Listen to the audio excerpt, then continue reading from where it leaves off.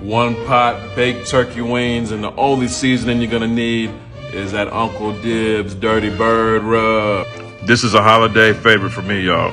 Grab you 2 turkey wings cleaned, go ahead and cut them at the joint, oil them up, and then we're gonna throw that Uncle Dibbz Dirty Bird rub.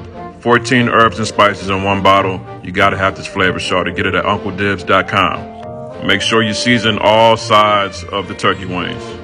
Now here comes the 1 pot magic, y'all. Grab yourself a braised dish. Go ahead and throw your favorite veggies in there. I'm using onion, carrots, celery, and then I'm gonna throw some herbs and spices in there, some thyme, rosemary, and sage. This is gonna have your house smelling amazing.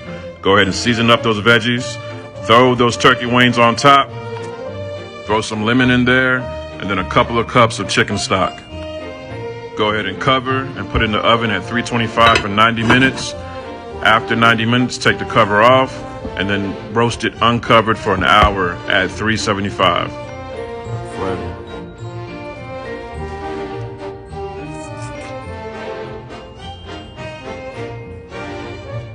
That's good, Saudi.